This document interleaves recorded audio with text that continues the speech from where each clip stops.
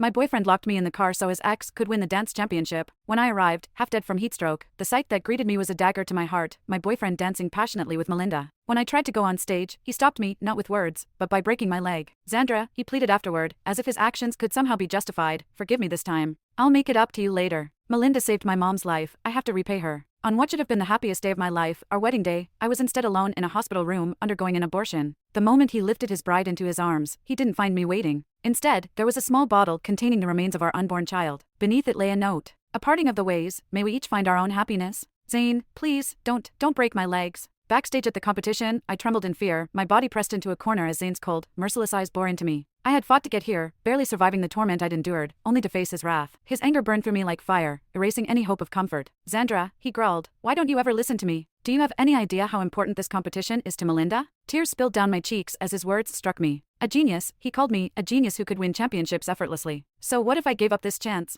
What did it matter? But he didn't understand. This wasn't just a competition. The winner would become the principal of the dance troupe and lead international tours. It was my lifelong dream to showcase our classical dance to the world, a dream my grandmother had cherished for me before she passed. For years, I poured everything into this dream, every grueling practice session, every drop of sweat and blood. My feet bled from endless rehearsals, my wounds reopening time and again. Each pair of dance shoes I wore bore the stains of my sacrifices. And now, with all that effort behind me, they expected me to simply step aside. Zane took another step toward me, a golf club gripped tightly in his hand. My heart pounded as the suffocating memories came rushing back, the heat of that car, the wilderness where he had abandoned me, my desperate cries for help that echoed into emptiness. I clenched my fists, the pain of those moments mixing with my fury. My voice trembled as I finally spoke, my words laced with anguish. Zane, you promised to love and protect me for the rest of our lives. How could you be so cruel? Dancing is my dream, my everything. Would you really break my wings for Melinda? Desperate and humiliated, I tore free from the bodyguard's grasp and fell to my knees before him. Please, Zane, I begged, tears streaming down my face. Let me compete. Just this once. For a fleeting moment, his expression softened. His hand reached out, resting gently on my head, and hope flickered in my chest. Maybe, just maybe, he would let me have this one chance. But then his phone buzzed, the shrill ringtone cutting through the silence. He answered the video call and Melinda's tear-streaked face appeared on the screen. She stood on the rooftop of an 18-story building, her eyes swollen and red. Zane, she said, her voice trembling, being the chief dancer has always been my dream. But as long as Xandra is here, I'll always be second best. She wiped her tears, her voice trembling as she spoke. I'm sorry, Zane. It's my fault, I'm not skilled enough and I've let you down. Before my eyes, she placed one foot on the railing, teetering on the edge.